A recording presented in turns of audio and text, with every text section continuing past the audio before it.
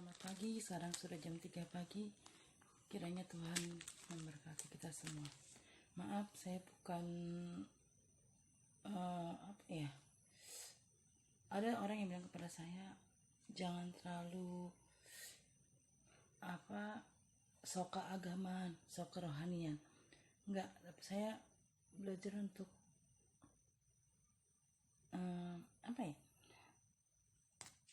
biasanya apa yang saya katakan, apa yang saya doakan, tiba-tiba ada satu yang terjadi gitu loh, dan itu harus didoakan. Dan saya ngeri pada saya tahu itu semua terjadi gitu loh. Dan sebenarnya apa sih hidup gitu loh, serba salah. Saya jadi orang bandel, saya selingkuh, diomongin. Saya lagi begini, diomongin. Jadi saya memang mungkin kalau orang mau berubah, banyak aja godaan, banyak yang ada bilang saya munafik, saya sok kerohanian. Padahal orang yang ngomong itu, dia itu sebagai seseorang di kayak majelis kali ya, di gereja. Jadi ya biarinlah, setiap orang punya haknya masing-masing. Tapi saya memberkati orang-orang yang sudah menilai saya seperti itu. God bless you. Serahkan pada Yesus hidupmu. Apakah kau payah mencari-cari? Dan apakah kau payah berkeliling? Bawalah sekarang segala susahmu pada kaki Yesus, letakkanlah. Serahkan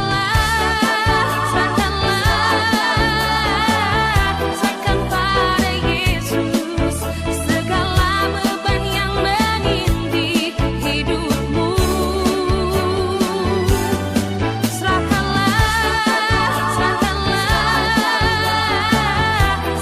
pada Yesus, Dia akan ganti segala duka menjadi. Teman-teman, apa sih artinya hidup? Hidup bagi orang percaya adalah hidup dalam kasih karunia. Contohnya Paulus menyadari bahwa keberadaan hidupnya ada dalam kasih karunia.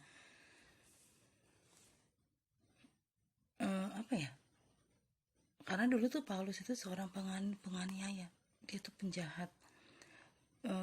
Dia penjahat banget, dia banyak menganiaya jemaat orang Kristen dan jemaat-jemaatnya Tuhan, dan orang yang paling giat melawan Tuhan Yesus. Namun sekarang diberi kesempatan untuk memberikan kebenaran. Itu semua karena anugerahnya Tuhan. Nah, karena itu anugerahnya Tuhan, anugerah Allah yang tidak ternilai harganya. Karena Paulus percaya pengorbanan Tuhan Yesus di kayu salib sudah menebus dosanya. Ya kan? Udah menebus dosa manusia. Dia percaya itu, dan pengorbanan Tuhan Yesus menebus dosa kita sebagai manusia adalah kasih karunia. Yang terbesar adalah kasih karunia yang terbesar yang perlu sekarang terjadi juga seperti Paulus itu terjadi pada kita, pada saya dan anak-anak saya, kedua orang tua saya, dan kepada pasangan hidup saya, juga untuk teman-teman saya yang seiman, buat orang tua, mertua, itu pun harus terjadi. Kita sudah ditebus oleh Tuhan, dan kita harus merasakan arti kebaikan yang Tuhan kasih buat kita. Dengan cara kita membalas kasih karunia Allah tersebut, jangan kita menyanyiakan kasih karunia dengan hidup sembarangan. Jangan kita sia-siakan hidup kita dengan sembrono, berkata-kata yang kotor, berkata yang kasar, berkata-kata kotor, berkata-kata kasar. Jangan. Menjadi pribadi yang terus menyadari dan menghargai kasih karunia Allah yang hidup pada kita. Oke, selamat pagi, God bless you. Tuhan itu ada dalam kendali untuk semua hubungan dalam kehidupan, entah hubungan pertemanan, entah itu hubungan suami istri, entah itu hubungan antara saudara, famili, keponakan, cucu, entah itu ada hubungan dengan orang tua, ada hubungan antara hubungan suami istri, hubungan antara bos dengan karyawan, hubungan antara majikan dan bawahan, ya, bahwa itu semua Tuhan ada dalam kendalinya. Dan begitu juga hubungan suami istri. Suami istri itu pasangan kita adalah teman pewaris. Dari kasih karunia diperlukan kesehatian. Kita harus memiliki kasih karunia supaya kita memiliki kesehatian antara suami istri. Bukan hanya bukan hanya untuk memperhatikan diri sendiri, hobi sendiri, bahagia sendiri, bukan untuk kesenangan sendiri, enggak. Jadi Tuhan itu mengendalikan juga hubungan suami istri ini. Dan ingat, pasangan kita adalah teman pewaris hidup kita.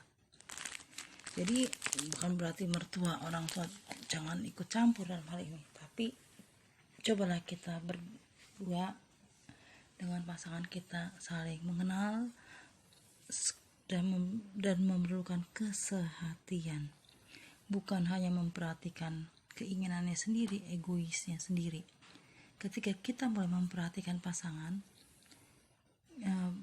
kita membangun bersama, terus kita membangun bersama, terus kita membangun bersama dengan pasangan dari kita 0 sampai sekarang sukses, dan dari situ kita sedang menarik kasih karunia Tuhan untuk turun dalam hidup kita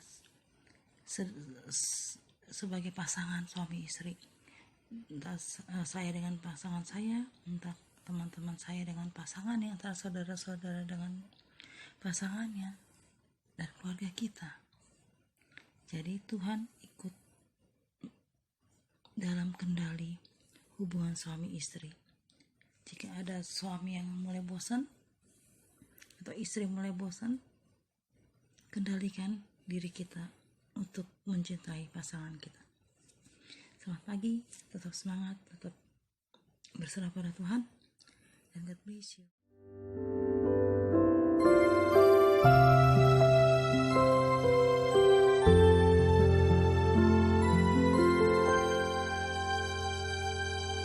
Kau hiasi kehidupanku dengan kemurahan-Mu.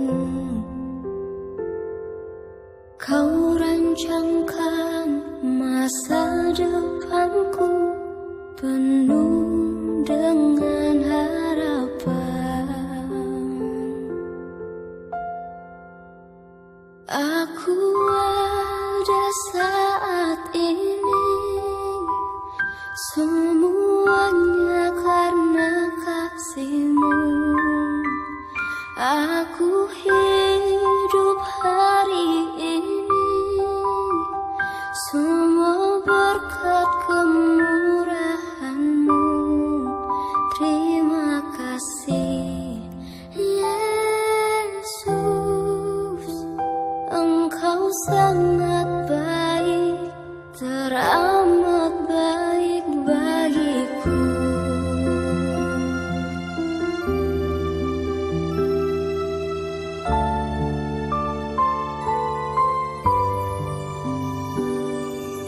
Kau hiasi kehidupanku dengan kemurahan-Mu. Kau rancangkan masa depanku penuh dengan harapan.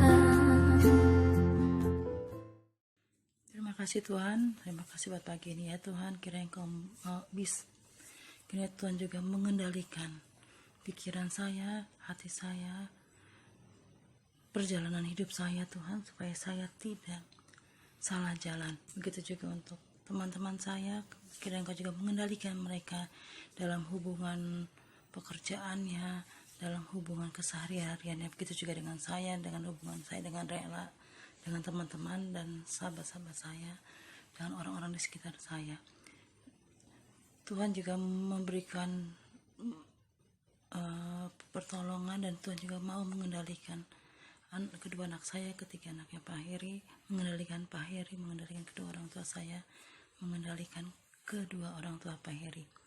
Dan juga Engkau juga mau menyelamatkan semua umat-umat yang percaya kepadamu Tuhan. Tuhan, jauhkanlah kami Tuhan dari segala mara bahaya, dari pagi hingga malam nanti. Diberikan kesehatan, kekuatan, dan kemakmuran, dan panjang umur, dan kiranya diberikan berkat yang berlimpah-limpah atas kami semua, dan terus-menerus dan tidak pernah putus-putusnya, baik sehari, seminggu, sebulan, setahun, dan selama-lamanya, setiap detik, setiap menit, setiap jam. Tuhan, berikan berkat yang berlimpah-limpah atas kami semua. Di dalam nama Tuhan kami Yesus Kristus, saya telah berdoa dan mengucap syukur. Amin. Aku percaya ada mujizat. Aku percaya Tuhanku dahsyat. Perbuatan ajaib telah diserjakannya. Aku percaya ada mujizat. Yuk sama-sama katakan. Aku percaya ada mujizat. Aku percaya Tuhanku dahsyat. Perbuatan ajaib telah dikerjakannya. Aku percaya ada mujizat.